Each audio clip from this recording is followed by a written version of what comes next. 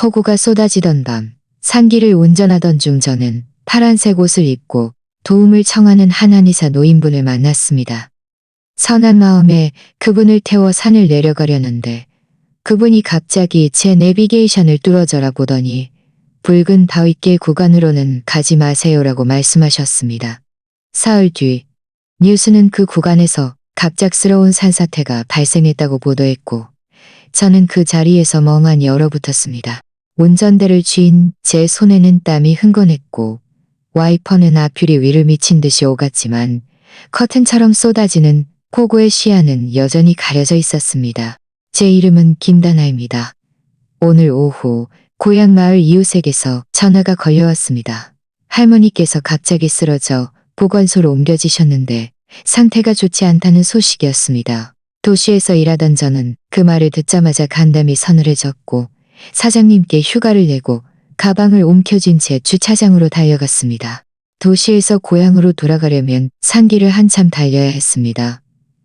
평소 같으면 1시간 반이면 도착할 거리였지만 하필 이런 지독한 날씨를 만난 것이었습니다. 하늘은 완전히 어두워졌고 비는 더욱 거세게 쏟아져 내렸습니다. 산길은 험했고 노면에는 이미 물이 제법 고여 있었습니다. 바퀴가 지나갈 때마다 반 미터 높이의 물보라가 튀어올랐습니다.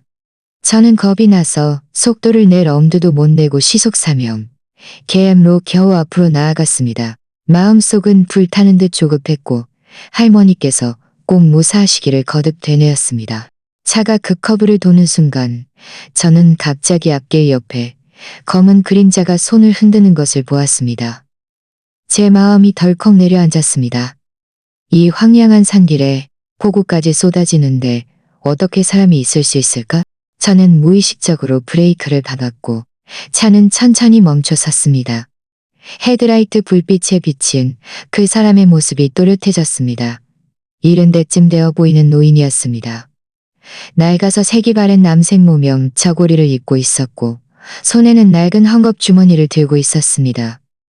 머리카락과 옷은 비에 흠뻑 젖어 몸에 착 달라붙어 있었고 머리카락과 있었고 온몸은 추위에 덜덜 떨리고 있었습니다. 그분은 제가 차를 멈추는 것을 보고는 제가 차를 멈추는 것입니다. 산속은 그리 안전하지 않았고 혼자 여자 몸으로 낯선 사람을 태우는 것은 확실히 위험한 일이었으니까요. 하지만 저 노인의 초라한 모습을 보니 이렇게 폭우가 쏟아지는데 그냥 두고 간다면 무슨 일이 생길지 알 수 없는 노릇이었습니다. 할머니께서는 어릴 때부터 항상 선행을 베풀고 죽어가는 사람을 외면해서는 어릴 때부터 항상 선행을 베풀고 죽어가는 사람을 면해서는 저는 안 된다고 가르치셨습니다.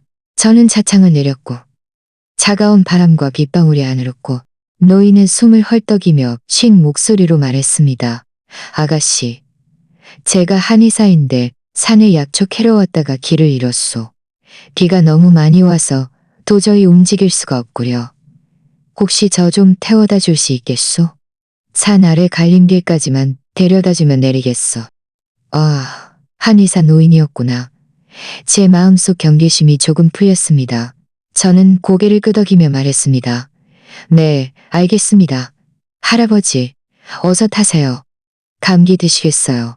노인은 서둘러 조수석 문을 열고 차에 올랐습니다. 희미한 한약 냄새가 함께 스며들어왔습니다. 그는 낡은 헝겊 주머니를 품에 안고 얼어붙어 빨개진 손을 끊임없이 비볐습니다. 저는 그에게 생수한 병을 건넸습니다. 할아버지, 일단 물 한 모금 드시고 몸 좀 녹이세요. 노인은 물을 받아들고 고맙다고 말했지만 마시지는 않고 그저 무릎 위에 놓았습니다. 저는 다시 시동을 걸고 앞으로 나아갔습니다. 차 안에서는 내비게이션 음성이 때맞춰 올렸습니다. 전방 3, 계양, 우회전하여 붉은 다여 붉은 다여. 바로 그때 창밖을 계속 보던 한의사 노인이 갑자기 고개를 돌려 제 내비게이션 화면을 뚫어져라 응시했습니다. 그의 목소리가 갑자기 몇 톤 높아지며 다급하게 말했습니다. 아가씨, 가지 마시오. 붉은 바위길 구간은 절대로 가지 마시오. 그의 갑작스러운 반응에 저는 깜짝 놀랐고 손이 덜컥 흔들려 차가 비틀거릴 뻔했습니다. 저는 운전대를 꽉 잡고 의아한 듯 물었습니다. 할아버지, 왜 그러세요? 붉은 바위길 구간이 산을 내려가는 지름길인데 거기로 안 가면 산길을 이용 KM나 더 돌아가야 해요. 저희 할머니께서 병원에서 기다리고 계시단 말이에요. 한의사 노인은 미간을 찌푸리며 단호한 어조로 말했습니다. 아가씨, 내 말을 들으시오. 그곳은 가지 마시오. 위험하오. 오늘 같은 날씨에 가면 분명 사고가 날 것이오. 좀 돌아가더라도 안전이 제일이오. 아가씨 할머니도 아가씨가 사고 나기를 바라지는 않을 것이오. 그의 눈빛은 매우 단호했고 농담하는 것 같지 않았습니다. 하지만 그의 진지한 표정을 보니 쉽게 반박할 용기가 나지 않았습니다. 한쪽에는 위독한 할머니가 기다리고 계셨고 다른 한쪽에는 노인의 진지한 경고가 있었습니다. 저는 갈등했습니다. 한의사 노인은 제 고민을 알아차린 듯 다시 말했습니다. 아가씨, 내가 아가씨를 해칠 리 없소. 나는 이 산에서 수십 년을 살았소. 어떤 날씨에 어떤 일이 생길지 누구보다 잘 알고 있소. 붉은 바위길은 원래 산비탈이 불안정한 곳인데 오늘처럼 폭우가 쏟아지면 산사태가 나기 아주 쉽소. 내 말을 듣고 어서 길을 바꾸시오. 산사태라는 두 글자가 나오자 제 마음이 철렁했습니다. 여전히 의심스럽긴 했지만 노인의 말이 너무나 섬뜩하게 들렸습니다. 저는 입술을 깨물며 생각했습니다. 믿는 게 낫지. 안 믿었다가 후회할 수도 있잖아. 안전이 최우선이야. 저는 손을 들어 내비게이션을 조작하여 경로를 변경했습니다. 저는 미소 지금 더 높였습니다. 제가 길을 바꾸는 것을 본 한의사, 노인의 얼굴 표정이 그제야 풀리며 고개를 끄덕였습니다. 그 후로 노인은 더 이상 아무 말도 하지 않고 좌석에 기대어 눈을 감고 쉬었습니다. 저는 운전에 집중했지만 마음속으로는 할머니의 경세와 노인의 방금 전 경고를 계속 생각했습니다. 30분 남짓 지나 차는 산 아래 갈림길에 도착했습니다. 저는 산 아래 갈림길에 도착했습니다. 저는 차를 멈추고 노인에게 말했습니다. 할아버지, 도착했어요. 노인은 눈을 뜨고 고맙다고 말한 뒤 차문을 열고 내리려 했습니다. 전문을 열고 내리려 했습니다. 결말씀을. 별것 아닌 일인데 뭘. 나를 박 노인이라고 부르면 돼요. 아가씨, 할머니 잘 보살피시오. 착한 사람은 좋은 복을 받을 것이오. 말을 마친 그는 빛 속으로 걸어 들어갔고 이내 어둠 속으로 사라졌습니다. 저는 그가 사라진 방향을 멍하니 바라보다가 다시 시동을 걸고 보건소 방향으로 향했습니다. 그때 저는 박 노인의 경고가 제 목숨을 구했을 뿐만 아니라 일련의 사건들을 불러올 줄은 미처 알질 뿐만 아니라 1시간 가까이 돌아간 끝에 저는 마침내 보건소에 도착했습니다. 마침 이웃김 아줌마가 급하게 달려와 제 손을 잡고 말했습니다. 다나야, 이제야 왔구나. 네 할머니 방금 깨어나셨어. 오후보다 훨씬 기운이 좋으시더라. 의사 선생님 말씀으로는 당분간 큰 문제는 없으시다고 해. 그 말을 듣자마자 제 가슴을 짓누르던 돌덩이가 순식간에 떨어져 나갔고 눈빛은 맑았고 눈물이 왈칵 쏟아졌습니다. 저는 킴 아줌마를 따라 병실로 달려갔고 할머니께서 침대에 기대어 앉아 계신 거를 저는 성큼성큼 다가가 할머니의 손을 잡고 목이 메어 말했습니다. 어떠세요? 저 정말 놀랐잖아요. 할머니께서는 제 손을 토닥이며 나지막이 말씀하셨습니다. 괜찮다, 괜찮아. 네가 걱정 많았지. 그냥 잠시 정신을 잃었을 뿐인데 지금은 많이 좋아졌어. 오는 길에 무슨 일은 없었니? 어젯밤 비가 그렇게 많이 왔는데 저는 어젯밤 박노인을 만난 이야기를 할머니께 간략하게 말씀드렸습니다. 특히 그분이 붉은 바위길 구간으로 가지 말라고 경고해 주신 부분을 강조했습니다. 할머니께서는 제 말을 들으시더니 눈을 살짝 크게 뜨고 한참을 멍하니 계시다가 말씀하셨습니다. 박노인? 혹시 남색 무명 저고리를 입고 항상 헝겊주머니를 들고 다니는 그분 말이니? 저는 고개를 끄덕이며 말했습니다. 네, 맞아요. 할머니, 그분을 아세요? 할머니, 그분을 아세요? 할머니, 그분을 쉬쉬며 말씀하셨습니다. 예전에 네가 어렸습니다. A고매에서 유명한 한의사셨지. 의술이 뛰어나지만 성격이 좀 괴팍해서 유명한 의사셨지. 그분은 정말 좋은 분이시지. 그제야 저는 박 노인과 할머니 사이에 이런 인연이 있었다는 것을 알게 되었고 그분에 대한 감사함이 더욱 커졌습니다. 그 후 며칠 동안 저는 병원에서 할머니를 간호했습니다. 할머니께서 날마다 좋아지시는 모습을 보니 제 마음도 점점 더 편안해졌습니다. 할머니가 퇴원하시면 산에 계신 박 노인을 찾아가 제대로 감사 인사를 드려야겠다고 생각했습니다. 어느덧 사흘째 오후가 되었습니다. 제가 병원 식당으로 밥을 받으러 가더라 간호사 스테이션을 지나는데 몇몇 간호사들이 텔레비전을 둘러싸고 웅성거리는 것을 보았습니다. 처음에는 신경 쓰지 않았지만 무심코 굵은 바위길이라는 세 글자를 듣는 순간, 제 글자를 듣는 순간, 제 글자를 듣는 순간 제 발걸음이 뚝 멈췄습니다. 가까이 다가가 보니 텔레비전에서는 지역 뉴스가 나오고 있었습니다. 아나운서의 목소리는 진지하고 무거웠습니다. 어제 야간 알려진 바에 따르면 해당 구간은 산악지대에서 읍내로 이어지는 주요 통행로 중 하나이며 다행히 이번 산사태로 인한 인명피해는 없었습니다. 그 뒷말은 들리지 않았습니다. 저는 통째로 얼어붙었고 손에 들고 있던 도시락이 쨍그랑 소리를 내며 바닥에 떨어졌습니다. 밥과 반찬이 사방으로 흩어졌습니다. 제 머릿속에는 그날 밤박 노인의 다급했던 목소리만 가득했습니다. 아가씨, 가지 마시오. 붉은 바위길 구간은 절대로 가지 마시오.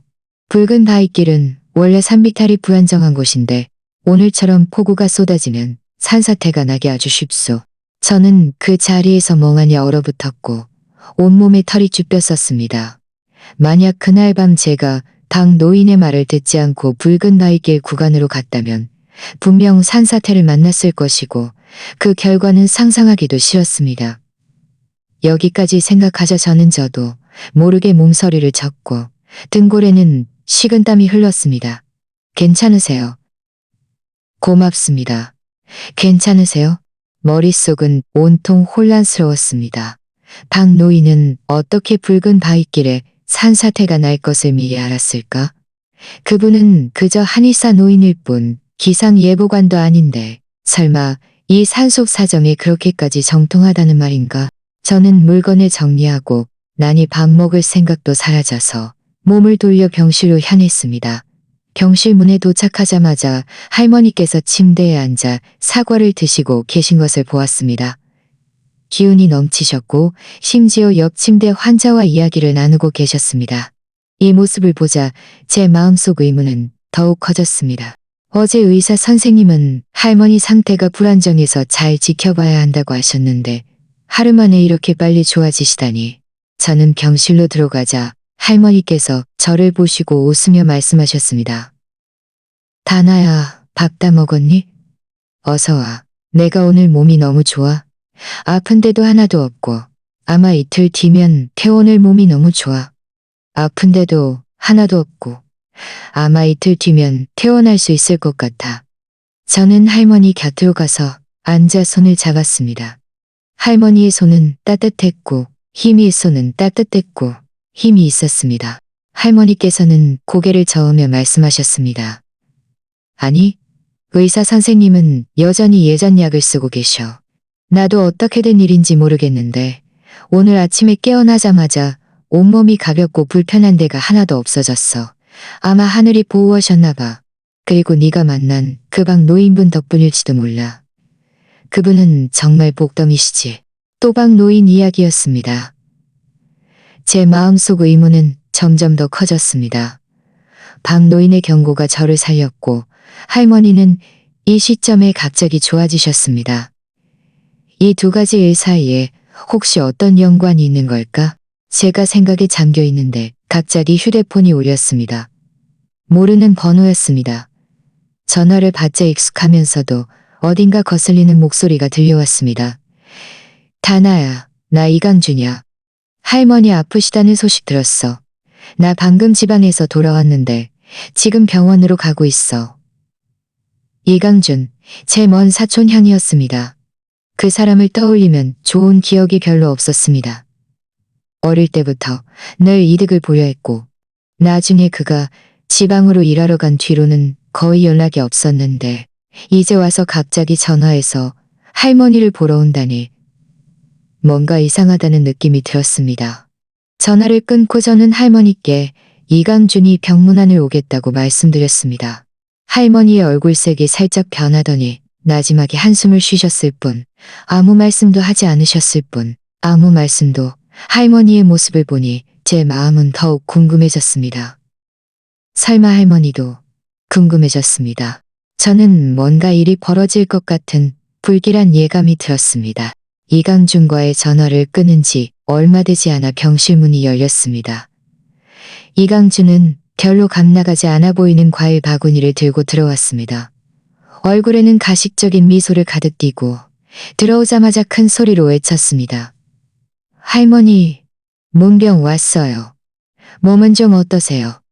할머니께서는 그를 보시고는 미소가 옅어졌고 그저 고개를 끄덕이며 강준아, 왔니? 나는 많이 좋아졌다. 라고 말씀하셨습니다. 이강준은 과일 바구니를 침대 머리맡에 놓더니 할머니 침대 옆으로 다가가 할머니의 손을 잡고 거짓으로 걱정하는 척하며 병실을 두리번거렸습니다. 저는 옆에 서서 그의 위선적인 모습을 보며 마음이 불편했지만 대놓고 뭐라고 할 수는 없었습니다. 두어 마디 이야기를 나누자 이강준은 화제를 바꾸어 저를 보며 말했습니다. 두어 마디 이야기를 나누자 이강준은 화제를 거제를 보며 말했습니다. 할머니 이번에 아프셔서 돈 많이 드셨겠네. 역시 돈 때문에 온 것이었습니다. 저는 미소 지으며 말했습니다. 사촌 형, 걱정해줘서 고마워. 돈 문제는 신경 쓰지 마. 그러나 이강준은 끈질겼습니다.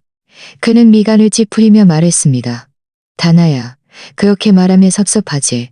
할머니도 내 어른인데 내가 어떻게 가만히 있을 수 있겠어? 게다가 할머니, 내가 어떻게 가만히 있지 않아. 일단 그 집을 팔아서 할머니 치료비로 쓰고 할머니 치료비로 쓰고 남은 두 집을 팔아서 할머니 있지 않아. 그의 말이 끝나자마자 저는 그 자리에서 화가 치밀어 올랐습니다. 할머니의 옛집은 평생의 추억이 담긴 곳인데 어떻게 함부로 팔 수 있단 말인가. 게다가 할머니께서는 지금 병세가 호전되셔서 그렇게 많은 돈이 필요하지도 않았습니다. 저는 차가운 얼굴로 말했습니다. 사촌 형, 그건 신경 쓸 일이 아니야. 할머니 병세는 이미 많이 좋아지셨고 그 집은 할머니의 평생의 보물이니 절대로 팔 수 없어. 할머니께서도 고개를 끄덕이며 말씀하셨습니다. 그래, 할머니께서도 고개를 끄덕이며 말씀하셨습니다. 저희 둘 다 반대하자 이강준의 얼굴에서 미소가 사라졌고 목소리도 조금 불쾌해졌습니다. 할머니, 다나야, 저도 다 너희를 위해서 하는 말이에요. 혹시라도 나중에 치료에 큰 돈이 필요하게 되면 그때 가서 집을 팔려고 해도 늦을 거예요. 게다가 그 낡은 집은 그냥 두면 뭐 하겠어요. 팔아서 돈으로 바꾸는 게 훨씬 실용적이죠. 저는 그와 더 이상 말싸움할 가치도 없다고 생각하여 살짝 돌려보냈습니다. 이강준은 얼굴이 파랗게 질렸다가 붉게 변하며 저를 노려보았지만 더 이상 아무 말도 하지 않고 몸을 돌려나가려 했습니다. 그러나 그가 병실 문에 다다랐을 때 갑자기 발걸음을 멈추고 고개를 돌려 마치 무심한 듯 한마디 툭 던졌습니다. 참, 어제 누가 그러던데 붉은 바위길 구간에 산사태가 났다고. 다행히 그날 밤 나는 그 길로 가지 않아서 다행이었지. 안 그랬으면 큰일 날 뻔했어. 제 마음이 쿵 하고 내려앉았습니다. 붉은 바위길 산사태 뉴스는 오늘 오후에 보도되었는데 이강준은 어떻게 어제부터 알고 있었을까? 게다가 그는 다행히 그날 밤 나는 그 길로 가지 않아서 다행이었지라고 말했다. 설마 그날 밤 그도 붉은 바위길 구간으로 갈 생각이었을까? 저는 황급히 캐물었습니다. 사촌 형, 어제부터 붉은 바위길 산사태가 난 걸 알고 있었어? 어떻게 알았어? 그날 밤 어디 가려고 했는데 왜 그 길로 가려고 했어? 이강준은 제 질문에 깜짝 놀란 듯 눈빛이 흔들렸고 거듭거리며 말했습니다. 그날 밤 나는 시골집으로 돌아가려던 길이었는데 그 근처를 지나다가 친구가 붉은 바위길로 가지 말라고 해서 돌아갔지. 그의 해명은 너무나 어색했고 눈빛은 계속 피하는 것이 분명 거짓말을 하고 있었습니다. 제 마음속 의심은 더욱 커졌습니다. 저는 계속 추궁했습니다. 저는 계속 추궁했습니다. 저는 계속 추궁했습니다. 내 친구가 누구인데 그 친구는 어떻게 붉은 바위길에 산사태가 날 것을 미리 알았어? 말을 마친 그는 급하게 병실을 나갔고 쾅 하는 소리와 함께 문을 닫았습니다. 병실 안은 순식간에 조용해졌습니다. 할머니께서는 저를 보며 얼굴이 조금 굳어진 채 말씀하셨습니다. 다나야, 이강준 그 아이는 어릴 때부터 속을 썩였어. 이번에 돌아온 것도 분명 좋은 의도가 아닐 거야. 게다가 그 아이의 말이 좀 이상하긴 해. 저는 고개를 끄덕이며 말했습니다. 할머니, 저도 뭔가 이상하다고 생각했어요. 붉은 바위길 뉴스는 오늘 오후에 나왔는데 그가 어제부터 알고 있었다니. 어쩌면 그가 붉은 바위길 구간에 산사태가 날 것을 이미 알고 있었을지도 몰라요.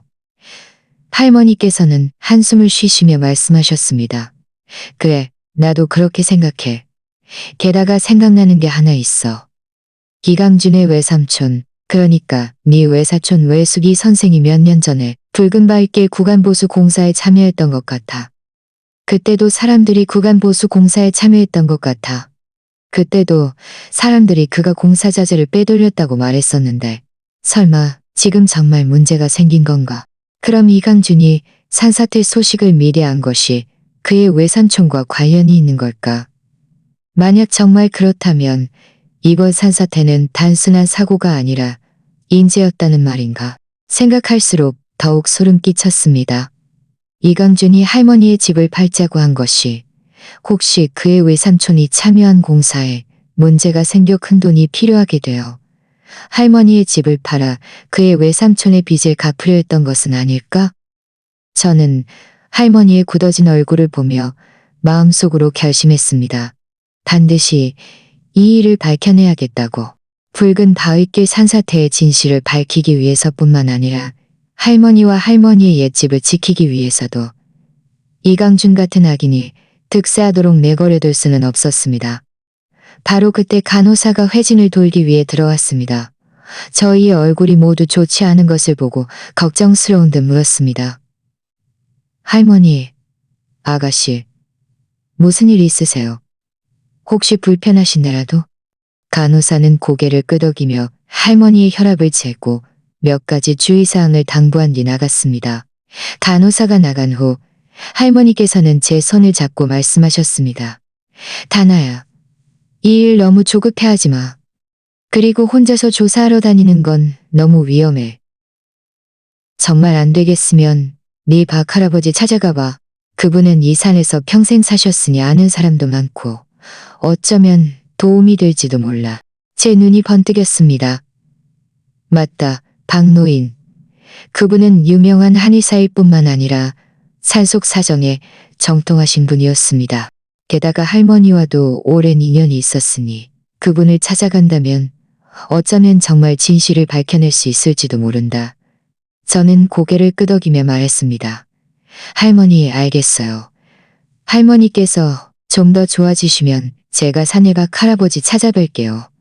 이틀 동안 더 할머니를 간호하자 할머니를 보러 왔습니다. 할머니를 간호하자, 할머니를 권호하자 할머니를 모시고 집으로 돌아와자 할머니의 몸은 완전히 회복되었습니다. 의사 선생님은 검사 후 큰 문제는 없으니 퇴원해도 좋다고 말씀하셨습니다. 마당에는 할머니께서 손수 심으신 채소와 꽃들이 가득했고 보기만 해도 마음이 편안해졌습니다. 할머니를 편안하게 모신 후 저는 박노인을 찾아갈 생각에 잠겼습니다. 저는 할머니께 박노인의 거처를 여쭤보았습니다. 할머니께서는 잠시 생각하시더니 말씀하셨습니다. 박노인은 늘 산속의 낡은 말씀하셨습니다. 박노인은 늘 산속의 맑은 남자에 사셨는데 정확히 어디인지는 나도 잘 모르겠어. 저는 고개를 끄덕이며 할머니께 감사 인사를 드린 뒤 몸을 돌려 최 할아버지 댁으로 향했습니다. 최 할아버지는 마을의 오랜 주민으로 올해 80세가 넘으셨지만 여전히 건강하셨습니다. 제가 집에 들어서자마자 최 할아버지께서 마당의 도리자에 앉아 담배를 피워나셨니? 몸은 좀 어떠시니? 저는 다가가 미소 지으며 말했습니다. 저는 다가가 미소 지으며 말했습니다. 최 할아버지, 안녕하세요. 최 할아버지께서는 고개를 들어 저를 보시께서는 고개를 들어 저를 고개를 들어 할머니는 많이 좋아지셨어요. 저는 앉아서 바로 본론을 말했습니다. 제가 오늘 찾아온 건 한 분을 여쭤보려고요. 당 노인 할아버지, 할아버지께서 그분을 아시죠? 당 노인 이야기가 나오자 최 할아버지께서는 고개를 끄덕이며 말씀하셨습니다. 알지, 당연히 알지. 그분은 정말 좋은 분이시지. 의술이 뛰어나셨어. 마을 사람들을 많이 살려주셨어. 왜, 무슨 일로 그분을 찾니? 저는 폭우가 쏟아지던 날 박노인을 만난 일. 그분이 붉은 바위길 구간으로 가지 말라고 경고해 주신 일, 그리고 나중에 붉은 바위길에 산사태가 난 일 등을 최 할아버지께 말씀드렸습니다. 마지막으로 제가 그분을 찾아가 제대로 감사 인사를 드리고 싶고 붉은 바위길 산사태에 관해서도 여쭤보고 싶은 것이 인사를 드려야 마땅하다. 그분이 사시는 낡은 암자는 서산 깊은 곳에 있어. 최 할아버지께서는 제 말을 듣고 고개를 끄덕이며 말씀하셨습니다. 내가 널 데려다 줄게.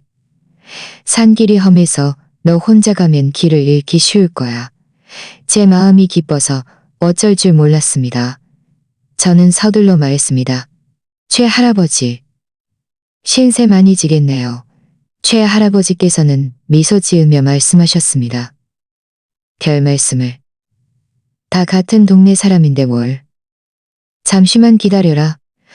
내가 겉옷 좀 챙겨서 바로 출발하자.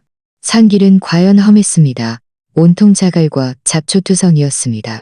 다행히 최 할아버지께서 길을 안내해 주셔서 망정이지. 아니었으면 정말 길을 잃었을 것입니다. 2시간 남짓 걸었을까. 마침내 낡은 암자 하나가 보였습니다. 암자는 그리 크지 않았고 벽은 이미 얼룩덜룩했으며 입구에는 잡초가 모성했지만 깨끗하게 정돈되어 있었습니다. 깨끗하게 정돈되어 있었습니다. 깨끗하게 정돈되어 있었습니다. 최 할아버지께서 안을 향해 큰 소리로 외쳤습니다. 박노인. 잠시 후 암자 문이 열리고 잠시 후 암자 문이 열리고 저와 최 할아버지를 보더니 잠시 멈칫하다가 미소 지으며 말했습니다. 이런, 최 노인도 오셨구려. 그리고 아가씨도. 저는 서둘러 앞으로 다가가 정중하게 인사하며 말했습니다. 박 할아버지, 고맙습니다. 그날 밤 할아버지 말씀을 들은 덕분에 제가 무사할 수 있었어요. 박 노인은 미소 지으며 말했습니다. 박 노인은 미소 지으며 말했습니다. 별것 아닌 일이었어. 아가씨 할머니는 좀 어떠시오? 그날 아가씨가 그리 다급해하는 일이었어. 그날 아가씨가 그리 다급해하는 것이요. 저는 웃으며 말했습니다. 제가 오늘 찾아온 건 감사 인사를 드리러 온 것 외에 여쭤볼 것이 있어서요. 그날 어떻게 붉은 바위길 구간에 산사태가 날 것을 아셨어요? 박 노인의 얼굴에서 미소가 사라졌고 한숨을 쉬며 말했습니다. 나는 이 산에서 평생을 살았어. 이 산속 사정에 대해서는 꿰뚫고 있지.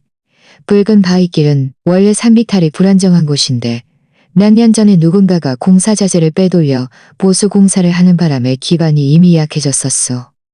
그날 밤 비가 그렇게 많이 오는 것을 보니 분명 사고가 날 줄 알았지.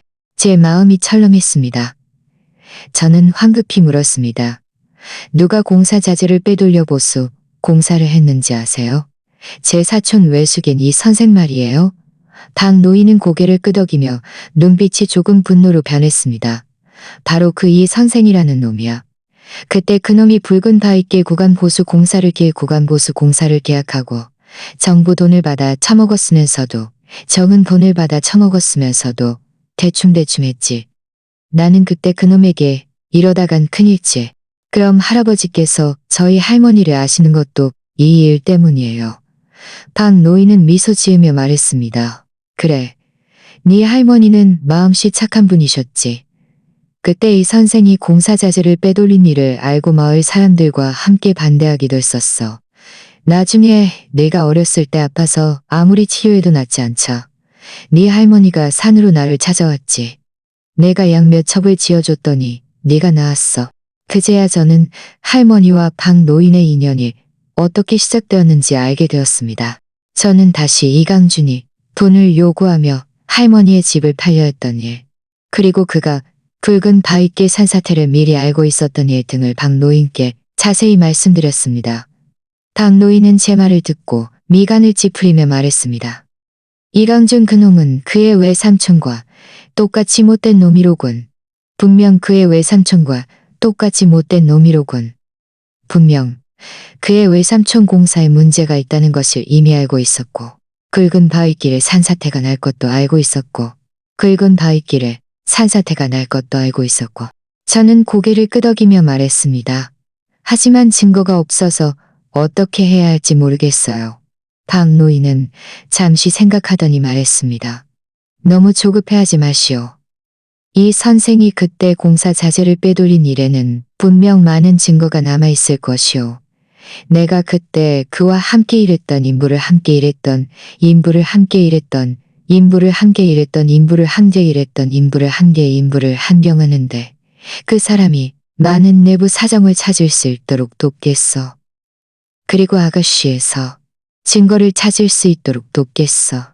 저는 서둘러 말했습니다. 네, 고맙습니다. 박 할아버지.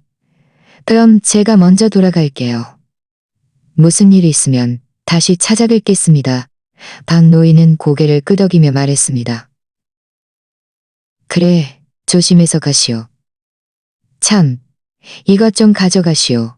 이것 좀 가져가시오. 그런 방에서 작은 헝겊 주머니를 꺼내 저에게 건네며 말했습니다.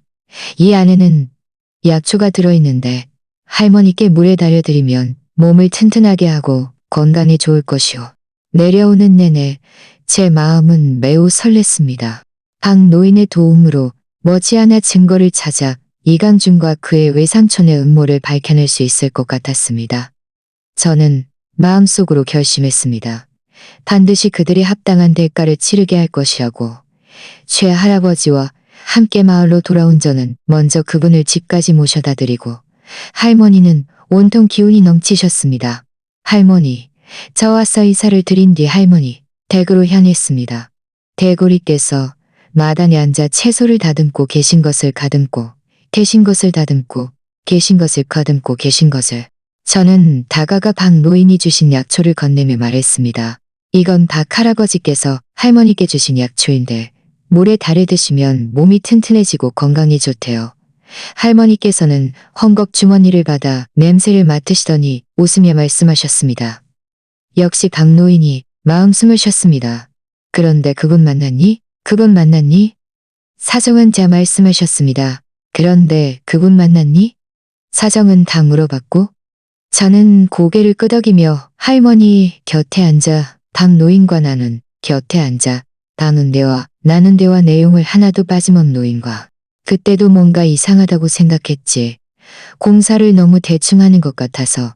하지만 그때는 아무도 그와 맞서려 하지 않아서 그냥 넘어갔는데, 박 할아버지께서 할머니의 옛 물건들을 잘 찾아보면 유용한 증거를 찾을 수도 있다고 하셨어요. 저는 할머니를 보며 말했습니다. 할머니의 옛 물건들이랑 예전 장부, 편지 같은 것들이 있어요. 제가 내일 바로 찾아볼게요. 할머니께서는 동쪽 방을 가리키며 말씀하셨습니다. 천천히 찾아봐. 너무 조급해하지 말고. 다음날 아침 일찍 저는 동쪽 방으로 들어갔습니다. 동쪽 방은 그리 크지 않았고 안에는 낡은 나무 장롱이 놓여 있었습니다. 장롱 위에는 얇은 먼지가 쌓여 있었습니다. 장롱을 열자 안에는 과연 온갖 옛 물건들이 가득했습니다. 할머니께서 젊었을 때 입으셨던 옷, 제가 어렸을 때 입으셨던 옷, 이 선생과 관련된 것입니다. 그리고 어렸을 때 가지고 놀던 장난감, 그리고 끈으로 묶여있는 장부와 편지 뭉치들이 있었습니다. 저는 조금 초조해졌습니다. 설마 정말 증거가 없는 걸까? 제가 포기하려던 순간 갑자기 문 밖에서 이웃들의 웅성거리는 소리가 들렸습니다. 창문으로 다가가 귀를 기울이자마자 저는 순간 화가 치밀어 올랐습니다. 이웃박 아줌마가 말하는 소리가 들렸습니다. 어떻게 그렇습니다. 너희들 아느냐? 김다나는 예전엔 효신데 걔가 할머니가 아프신데 걔가 할머니 치료비를 대기 위해 집을 팔지 않으려고 하고 심지어 문병온 사촌형까지 쫓아냈대. 박 아줌마가 말했습니다. 정말이지. 이강준이 그렇게 말했어. 다나가 할머니 집을 자기 것으로 만들려고 하고 할머니의 죽고 사는 것은 전혀 신경 쓰지 않는다고 말이야. 저는 화가 나서 온몸이 부들부들 떨렸습니다. 두말할 것도 없이 이 소문들은 이강준이 퍼뜨린 것이 분명했습니다. 그가 제가 집을 팔지 않으려 하자 이런 식으로 제 명예를 훼손하고 저를 굴복시키려 하는 것이었습니다. 너무나 분했습니다. 저는 문을 확 열고 다가가 말했습니다. 박 아줌마, 이강준이 하는 헛소리 듣지 마세요. 그는 저희 할머니 집을 속여 빼앗으려 했어요. 제가 거절하자 일부러 이런 소문을 퍼뜨려 저를 모함하는 거예요. 할머니 치료비는 모두 제가 냈어요. 제가 어떻게 할머니의 죽고 사는 것을 신경 쓰지 않을 수 있겠어요? 박 아줌마는 제 말에 깜짝 놀라 멍하니 이따가 말했습니다. 다나야, 네 말이 정말이니? 이강준이 정말 우리를 속인 거였어? 당연히 정말 우리를 속인 거였어. 당연히 정말 우리를 속인 거였어. 이강준은 할머니를 걱정해서 온 것이 아니라 그저 집을 가로채려던 거예요. 제가 그를 쫓아낸 건 그가 나쁜 의도를 가지고 있었기 때문이에요. 이웃들은 결제 내역을 보고 나서야 모두 상황을 이해하고 이강준을 비난하기 시작했습니다. 너무하다. 박 아줌마는 미안한 듯 말했습니다. 다나야, 미안하다. 우리가 소문에 속아 너를 오해했구나. 저는 고개를 저으며 말했습니다. 아줌마도 가져주말해, 박 아줌마. 하지만 일은 거기서 끝나지 않았습니다. 그날 오후 제가 할머니를 모시고 보건소에 가려는데 보건소 문에 도착하자마자 의사 선생님이 저를 부르셨습니다. 의사 선생님은 미간을 찌푸리며 말씀하셨습니다. 김다나 씨, 할머니의 진료 정보가 왜 변경되었죠? 할머니의 변경되었죠. 할머니께서 심각한 만성 질환이 있어서 장기 입원 치료가 필요하다고 되었어요. 저는 어떤 위탁 치열결되어 있는데 위탁인이 이강준 씨로 되어 있더군요. 위탁인이 이강준 씨로 되어 있더군요. 할머니도 심각한 만성 질환이 없으시고요. 이건 분명 이강준이 꾸민 짓이에요. 의사 선생님은 말씀하셨습니다. 의사 선생님은 말씀하셨습니다. 저도 뭔가 이상하다고 생각해서 김다나 씨를 부른 겁니다. 이 협약서는 문제가 있어요. 서명도 김다나 씨나 할머니께서 하신 것이 아닌 것이 분명하고요.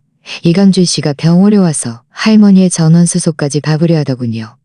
할머니를 지방의 큰 병원으로 옮긴다고요. 소문을 퍼뜨렸을 뿐만 아니라 할머니의 진료 정보를 조작하고 전원 수소까지 밟으려 하다니. 분명 할머니를 지방으로 속여 데려간 다음 그 틈을 타 집을 팔아버리려 했던 것이 분명했습니다. 다행히 의사 선생님의 경계심이 높아서 그가 뜻을 이루지 못했습니다. 저는 의사 선생님께 자세한 상황을 설명했습니다. 의사 선생님은 고개를 끄덕이며 말씀하셨습니다. 알겠습니다. 걱정 마세요. 제가 이 허위 협약서를 무효화하고 할머니의 진료 정보를 다시 정리하겠습니다. 앞으로 김다나 씨의 동의 없이는 누구도 할머니와 관련된 수속을 처리할 수 없을 겁니다. 의사 선생님께 감사 인사를 드린 후 저는 할머니를 모시고 집으로 돌아왔습니다. 할머니께서는 이 일을 아시고는 화가 나서 온몸이 부들부들 떨리셨습니다. 이강준, 그 배은망덕한 놈. 내가 예전에 그 놈을 정말 아꼈는데 어떻게 이런 짓을 할 거예요. 내가 예전에 그 놈을 아꼈는데 어떻게 이런 짓을 할머니를 위로하며 말했습니다. 저는 할머니를 위로하며 말했습니다. 이 일을 겪으면서 저는 증거를 찾아야겠다는 결심을 더욱 굳혔습니다. 이강준은 이미 수단과 방법을 가리지 않고 있었습니다. 저는 하루빨리 그의 음모를 밝혀내 할머니와 할머니의 집을 지켜야 했습니다. 저는 다시 동쪽 방으로 돌아가 증거를 계속 찾아보았습니다. 이번에는 반드시 찾아낼 것입니다. 동쪽 방으로 다시 돌아온 저는 심호흡을 하며 마음속의 분노와 초조함을 가라앉혔습니다. 이강준이 수단과 방법을 가리지 않는다면 저는 더욱 침착해야 했습니다. 저는 이전에 뒤져봤던 물건들을 다시 정리하고 사고방식을 바꾸어 무작정 뒤지는 대신 낡은 장부들을 집중적으로 살펴보았습니다. 박 할아버지께서 말씀하시길 이 선생이 그때 공사자재를 빼돌렸다면 재정산이 남아있을 가능성이 높다고 하셨습니다. 할머니의 장부에 관련 기록이 있을지도 모른다고요. 종이도 누렇게 변색되어 있었습니다. 그 위에 장부에 관련 기록이 있을지도 모른다고요. 저는 붉은 불을 끌지요. 가장 위에 있는 장부부터 한 장부 뭉치를 들고 가장 위에 있는 장부부터 한 장부 뭉치를 들고 대부분의 쌀이나 밀가루를 사고 제 학비를 내는 것과 같은 일상적인 지출이 기록되어 있었고 가끔 친척들 사이에 대차 거래도 있었습니다. 저는 끈기 있게 장부를 한 권 남겼고 손가락은 종이에 쓸려 조금 아파왔습니다.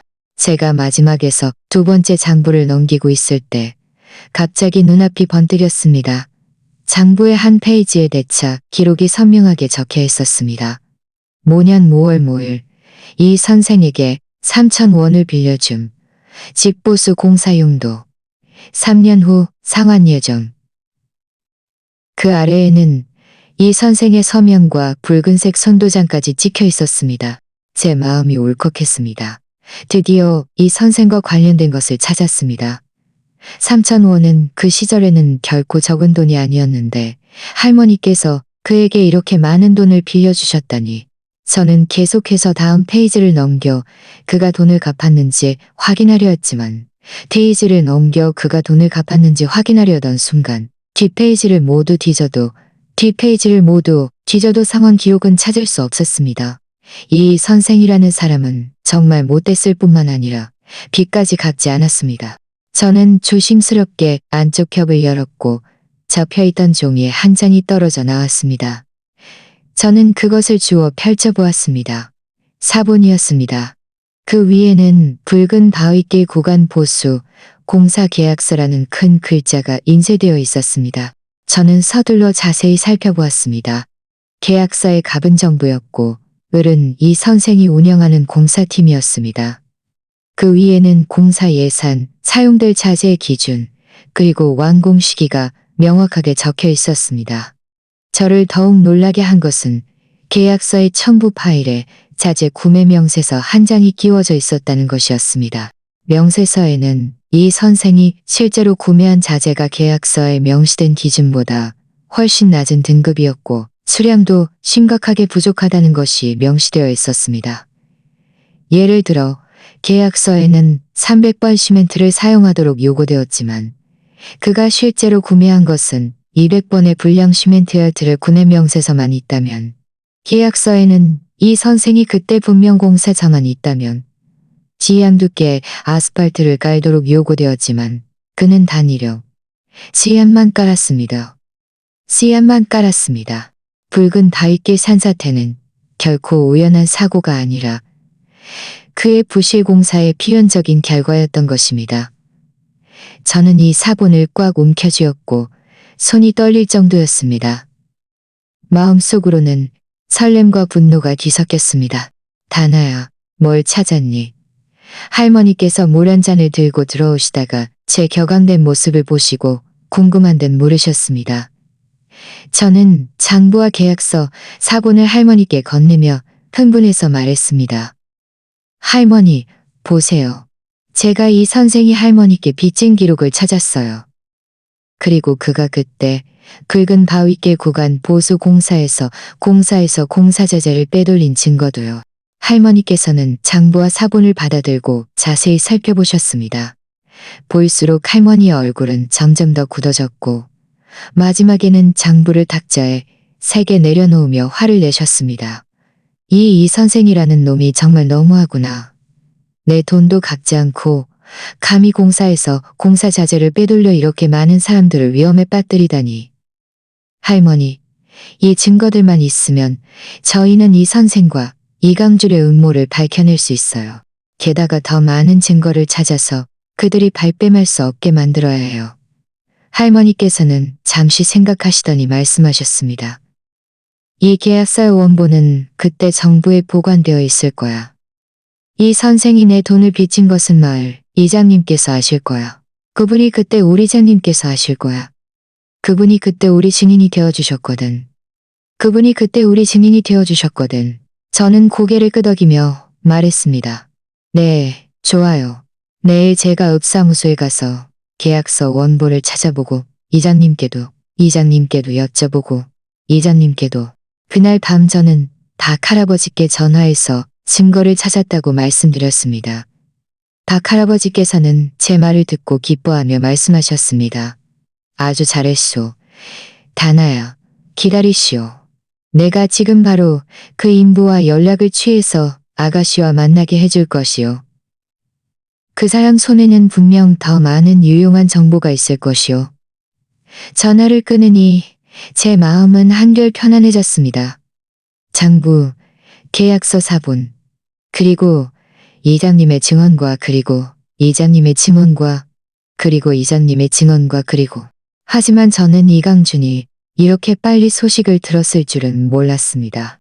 다음 날 아침 일찍 제가 막집을 나서려는데 이강준이 낯선 남자 2명을 데리고 저희 집 대문 앞에 막아서 있는 것을 보았습니다. 두 남자는 덩치가 크고 얼굴에는 험악한 인상이 가득했으며 보기만 해도 심상치 않은 사람들이었습니다. 이강준은 양손을 허리에 얹고 저를 험악하게 노려보며 말했습니다. 김다나, 네가 찾은 거 내놔. 안 그러면 내가 너에게 가만히 있지 않을 거야. 이강준이 이렇게 뻔뻔하게 직접 찾아와 증거를 빼앗으려 할 줄은 몰랐습니다. 저는 애써 침착하게 말했습니다. 이강준, 함부로 굴지 마. 내가 찾은 건 네 외삼촌이 공사자재를 빼돌린 증거야. 네가 빼앗으려 해도 빼앗을 수 없어. 잔말 말고. 이강준 뒤에 있던 남자 한 명이 앞으로 다가서며 말했습니다. 전에 순간 눈이 앞으로 다니. 제가 말씀드릴게요. 문을 막아서며 험악한 목소리로 말했습니다. 안 그러면 너랑 네 할머니에게 가만히 있지 않을 거야. 안 그러면 너랑 네 할머니에게 가만히 있지 않을지. 감히 들어오려 하면 저 경찰에 신고할 거예요. 말을 하면서 저는 휴대폰을 꺼내 경찰에 신고하려 했습니다. 제가 휴대폰 잠금을 해제하자마자 이강준이 휙 달려들어 제 휴대폰을 빼앗으려 했습니다. 저는 서둘러 한 발짝 뒤로 물러서서 휴대폰을 꽉 움켜쥐고 큰 소리로 외쳤습니다. 할머니, 빨리 경찰에 걸려 하셔서 휴대폰을 꺼내 전화리 계시던 할머니께서 소란스러운 소리에 황급히 뛰어나오셨습니다. 이강준이 데려온 두 남자는 이 모습을 보고 마당으로 돌진하려 했습니다. 바로 그 일촉즉발의 순간 다급한 발소리가 들려왔고 이어서 익숙한 목소리가 들렸습니다. 이강준, 너희들 여기서 뭐 하는 거야? 제가 고개를 들어보니 박 할아버지였습니다.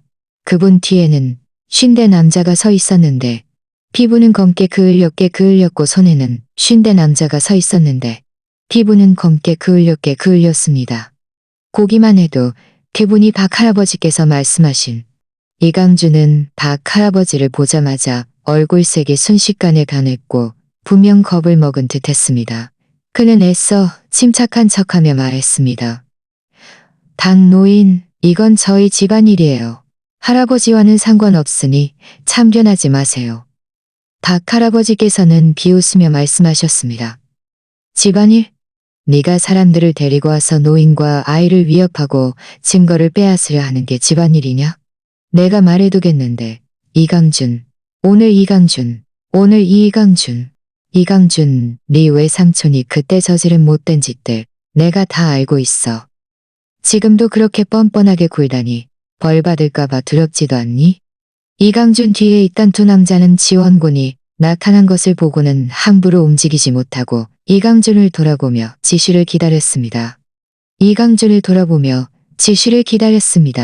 이강준은 박 할아버지와 그 인부를 보고 또 제 손에 들린 휴대폰과 할머니의 진지한 표정을 보니 오늘 일은 성공할 수 없다는 것을 알았습니다.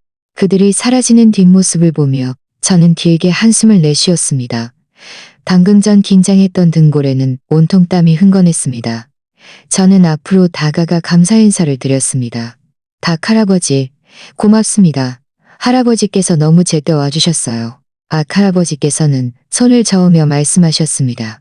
박 할아버지께서는 손을 저으며 말씀하셨습니다. 그분들을 저으며 말씀하셨습니다. 길에 무슨 일이라도 생길까봐 걱정돼서 서둘러 노주씨인데 이분이 바로 노주씨와 할머니께서는 그분들께 물을 따라주셨고 저희는 마당의 돌탁자에 둘러앉아 본격적인 이야기를 나누었습니다. 노주씨는 물 한 모금을 마시고 한숨을 쉬며 말했습니다. 그때 붉은 마이길 구간 공사에서 저는 이 선생의 공사팀에서 일했습니다. 그자는 돈을 아끼려고 사방에서 공사 자재를 빼돌리고 온통 불량 자재만 사용했습니다. 저는 황급히 물었습니다. 저희 인부들은 그에게 이러다간 큰일 난다고. 사고가 날 시 인부들은 모두 그에게 이러다간 큰일 난다고. 노주씨, 그럼 그자가 공사 자재를 빼돌린 것을 증명할 만한 증거가 있으세요? 노주씨는 고개를 끄덕이며 주머니에서 구겨진 작은 수첩을 꺼냈습니다. 이것은 제가 그때 기록했던 시공일지입니다.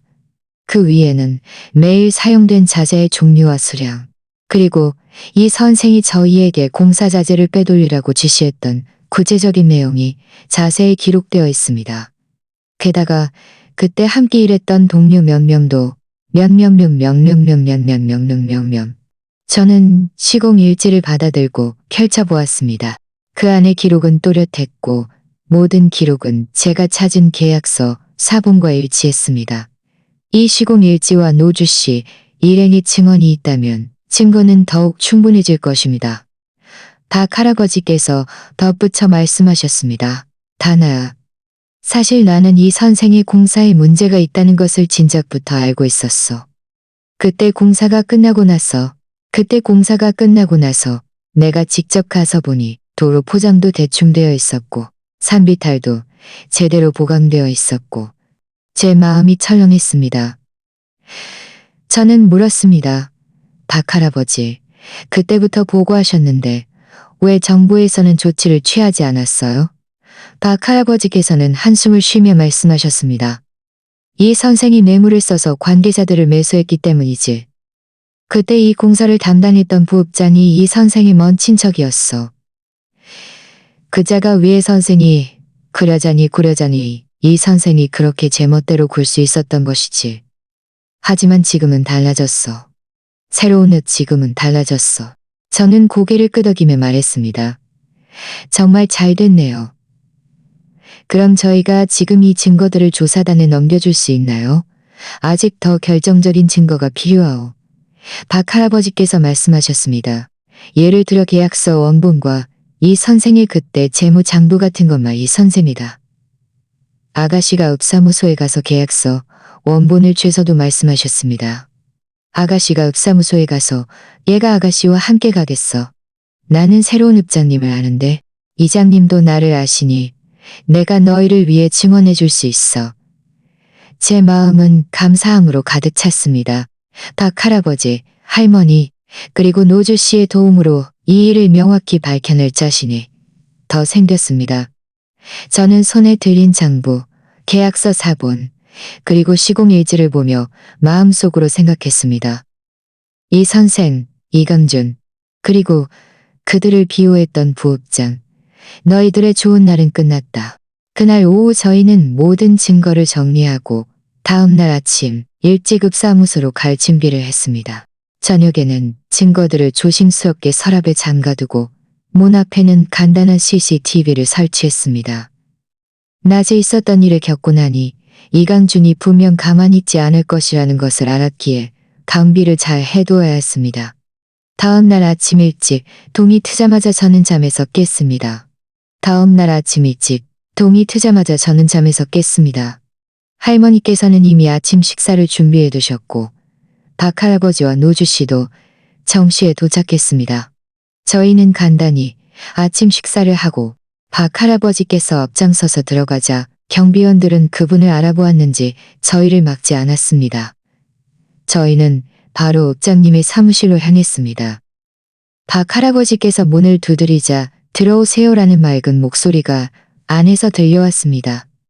저희는 문을 열고 들어갔고 50대 남자가 책상 뒤에 앉아 서류를 보고 있었습니다. 어서 앉으세요. 박 할아버지께서 미소 지으며 말씀이다. 그분이 바로 이 읍장님이셨습니다. 이 읍장님은 박 할아버지를 보시고는 황급히 일어서서 이 읍장님은 박 할아버지를 보시고는 황급히 일어서서입니다. 이 읍장님, 제가 오늘 중요한 일을 보고 드리러 왔습니다. 관련 증거도 가져왔습니다. 말을 하면서 저와 할머니 노주 씨를 가리켰습니다. 이 읍장님은 고개를 끄덕이며 저희에게 앉으라고 한 뒤 말씀하셨습니다.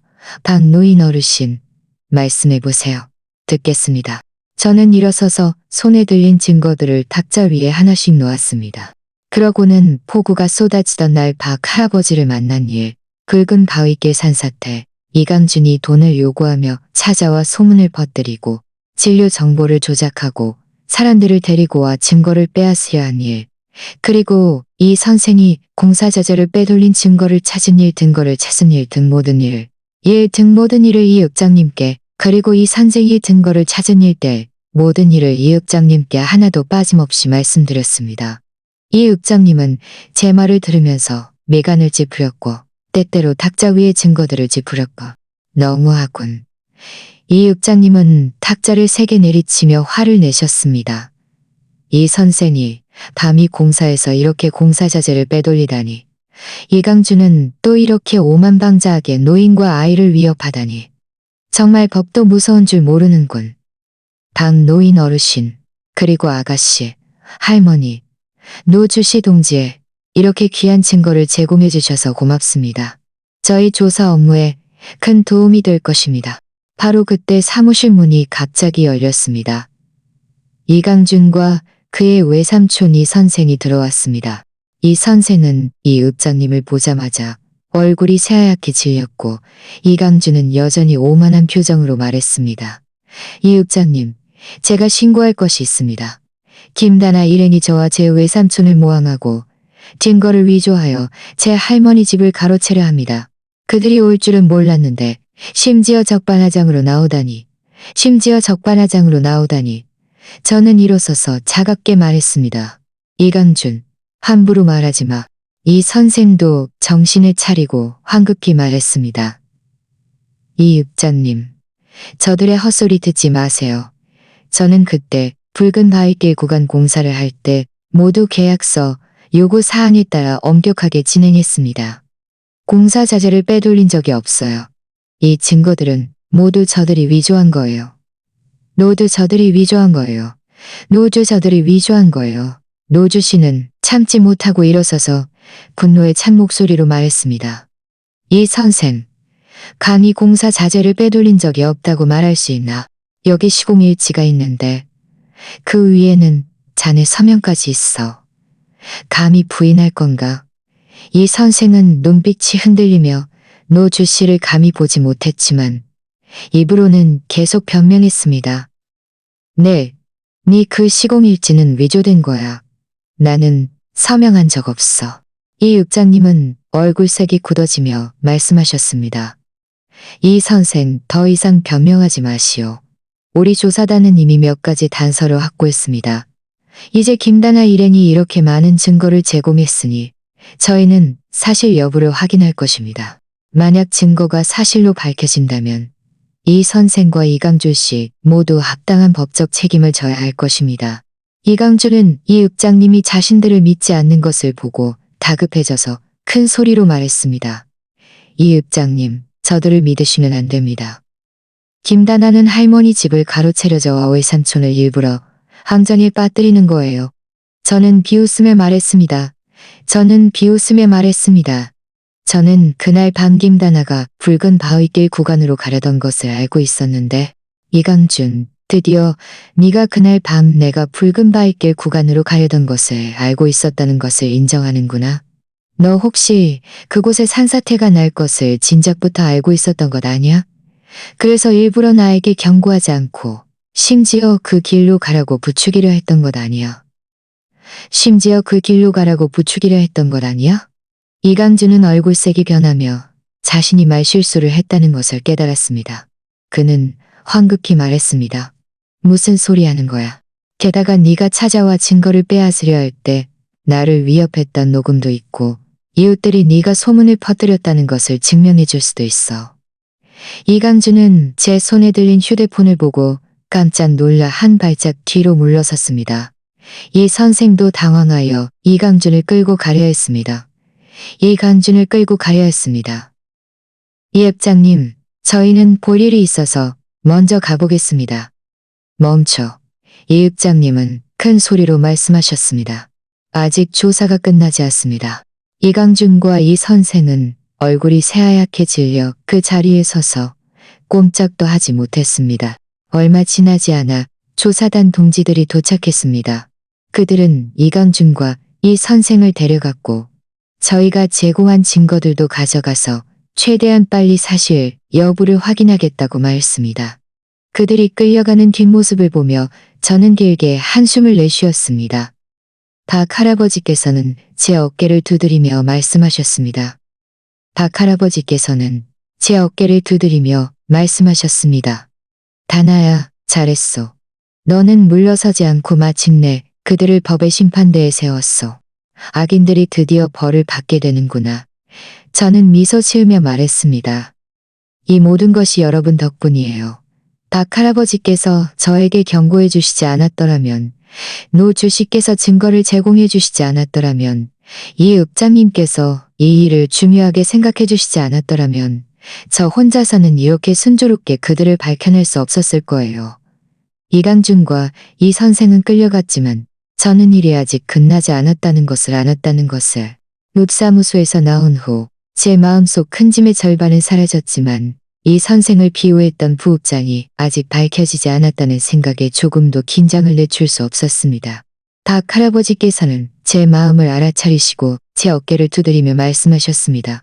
다나야, 너무 걱정하지 마시오. 다나야, 너무 걱정하지 마시오. 그 부읍장 일은 내 거착하자마자 할머니 대장님께 잘 보고할 것이고 조사단도 분명 조사할 것이오. 가까이 다가가 보니 이강준의 어머니가 몇몇 친척들과 함께 마당 문 앞에서 바닥에 주저앉아 소란을 피우고 있었습니다. 이강준의 어머니는 저희를 보자마자 하루 바닥에서 일어나 저희 앞으로 달려와 양손을 허리에 얹고 욕설을 퍼부었습니다. 김다나 이못된 개지면. 네가 내 아들과 내 동생을 고발했지? 내가 내 아들과 내 동생을 고발했지? 내가 내 아들과 내 동생을 고발했지? 내가 너와 싸울 거야. 나를 하면서 제 얼굴을 잡으려 했습니다. 이강준과 이 선생은 법을 어겨서 조사단에 끌려간 것이요.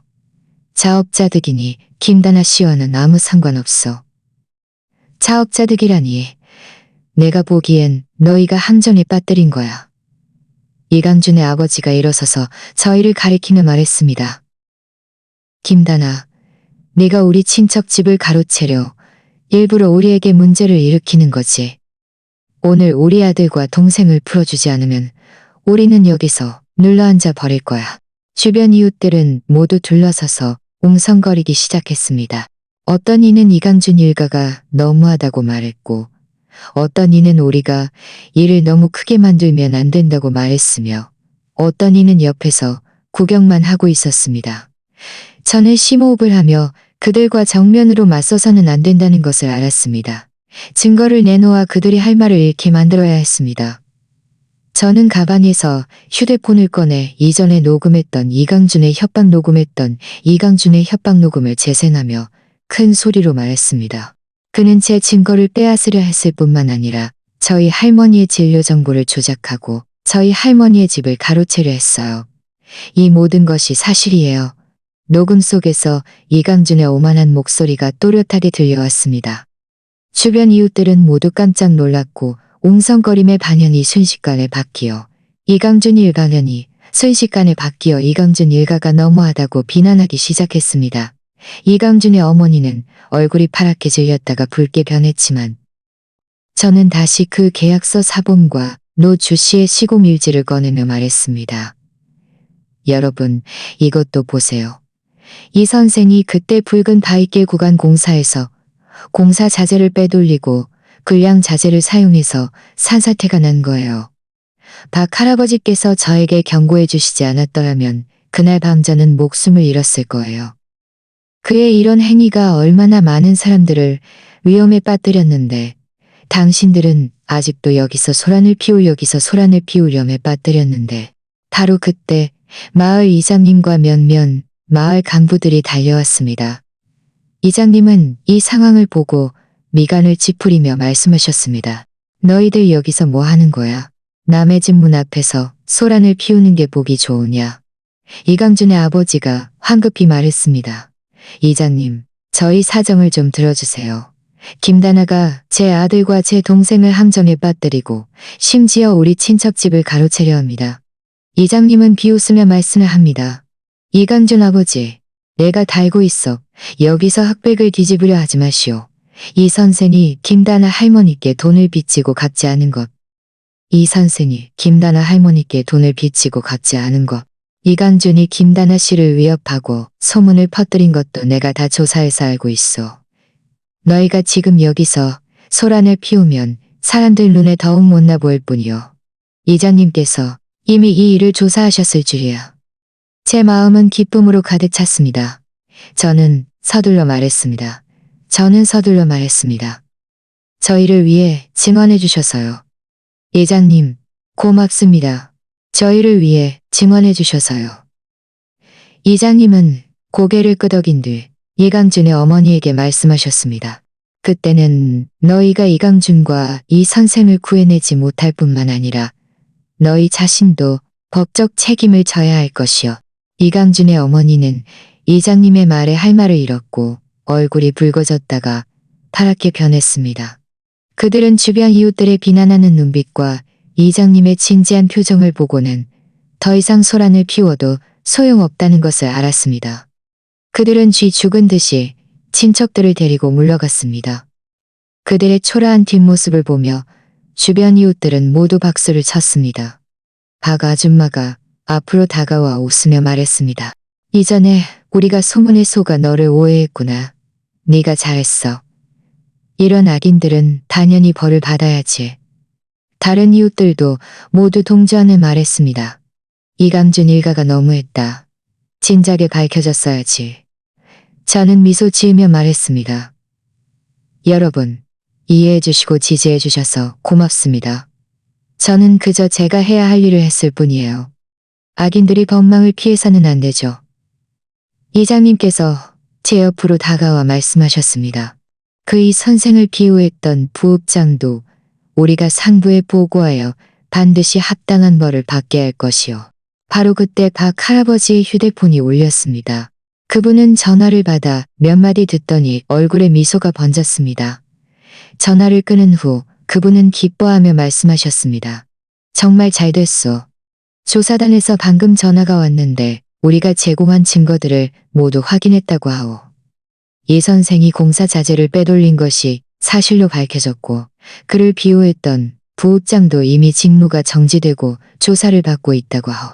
저와 할머니는 그 말을 듣고 너무나 기뻐서 할 말을 잃었습니다. 오랫동안 저희를 괴롭혔던 일이 드디어 진전되었고 모든 악인들이 그들의 진정한 모습을 드러낼 것이었습니다. 이장님도 기뻐하며 말씀하셨습니다. 정말 잘 됐어. 정의가 마침내 실현되었군.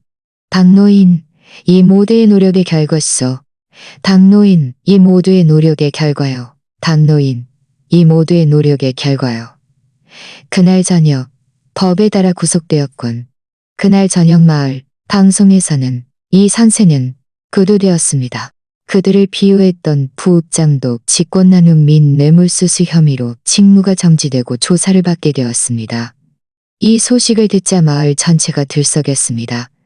모두 조사단이 공정하고 사심이 없다고 칭찬했고 저희가 용감하게 악인들을 밝혀냈다고 칭찬했습니다. 저는 마당에 서서 밤하늘의 별들을 밝혀냈다고 칭찬했습니다. 저는 마당에 서서 밤하늘의 별들을 바라보며 마음속으로 무한한 평온을 느꼈습니다. 과정은 매우 힘들었지만 저는 마침내 할머니께서 제 옆으로 오셔서 제 손을 잡고 말씀하셨습니다. 다나야, 고생 많았다. 하지만 이제 괜찮아. 악인들은 모두 벌을 받을 것이고 우리는 이제 안심하고 살 수 있겠구나. 저는 고개를 끄덕였고 눈가가 촉촉해졌습니다. 저는 이 모든 것이 박 할아버지의 도움 없이는 불가능했다는 것을 알고 있었습니다. 노주 씨의 증언 없이는, 이 읍장님과 조사단의 공정한 법 집행 없이는, 그리고 이웃들의 이해와 지지 없이는 더욱 불가능했습니다. 만약 모두의 도움이 없었다면 조사단 동지들은 때때로 마을에 와서 상황을 파악했고 노주 씨와 그때의 다른 인부들도 적극적으로 협조하여 이 선생의 공사자재 빼돌리기에 대한 더 많은 세부 사항을 제공했습니다. 마을 이웃들도 모두 자발적으로 나서서 이강준이 소문을 퍼뜨리고 저를 위협했던 것을 증언해 주었습니다. 보름 후 사건은 최종 결론에 도달했습니다. 법원은 이 선생과 이강준의 사건을 공개적으로 심리했습니다. 직무가 정지되어 조사를 받던 부읍장도 직권남용 및 뇌물수수 혐의로 함께 기소되었습니다. 재판 당일 저와 할머니, 박 할아버지, 노주 씨 모두 현장에 갔습니다. 법정에서 판사는 조사 결과와 판결문을 낭독했습니다. 이 선생은 중대책임과실죄와 횡령죄로 병합되어 징역 8년과 벌금 5천만 원을 선고받았습니다. 이강준은 사기 및 명예훼 손죄로 징역 3년 원을 선계로 징역 3년과 벌금 1천만 원을 선고받았습니다. 그들을 비호했던 부읍장은 직권남용죄와 뇌물수수죄로 이 눈물 속에는 억울함, 감격, 그리고 시원함이 뒤섞여 있었습니다. 악인들은 마침내 합당한 벌을 받았고 정의는 정말로 외면당하지 않았습니다. 이강준과 이 선생은 판결을 듣고 얼굴이 새하얗게 질려 피고석에 주저앉았고 더 이상 이전의 오만한 기세는 찾아볼 수 없었습니다. 그들의 가족들은 법정 밖에서 통곡했지만 아무도 그들을 동정하지 않았습니다. 법원에서 나오니 햇살이 눈부시게 쏟아져 내렸고 몸에 닿으니 따뜻했습니다. 박 할아버지께서 웃으며 말씀하셨습니다. 정말 잘 됐어, 다나야, 할머니. 정의가 마침내 실현되었으니 이제 너희는 안심하고 살 수 있을 것이오. 노주 씨도 말했습니다. 그래요. 이 선생 그 나쁜 놈이 그때 우리를 불안하게 만들었는데 이제 드디어 벌을 받았네요. 다나 씨는 정말 용감한 아가씨예요. 다나 씨가 아니었다면 우리 인부들도 나서서 그를 고발할 엄두를 내지 못했을 거예요. 저는 미소 지으며 말했습니다. 박 할아버지께서 폭우 속에서 저에게 경고해 주시지 않았더라면 저는 진작에 목숨을 잃었을 것이고 그들을 고발할 기회도 없었을 거예요. 노주 씨와 다른 인부들이 나서서 증언해 주지 않았더라면 저희는 이렇게 충분한 증거를 확보하지 못했을 거예요. 그리고 이 읍장님과 조사단 동지들께도 감사드려야 해요. 그들의 공정한 법 집행 덕분에 이 악인들이 법의 심판을 받게 된 거죠. 마을로 돌아오니 이웃들이 이미 저희를 기다리고 있었습니다. 저희가 돌아오자 모두 둘러서서 판결에 대해 물었습니다. 저희가 판결을 알려주자 마을은 다시 한번 들썩였습니다. 모두 환호하며 저희를 위해 기뻐했습니다. 박 아줌마가 제 손을 잡고 말했습니다. 다나야, 정말 잘됐다. 악인들이 드디어 벌을 받았으니 이 모든 것이 너와 할머니의 복이로구나. 저는 이 복이 선량함에서 비롯되었다는 것을 알고 있었습니다.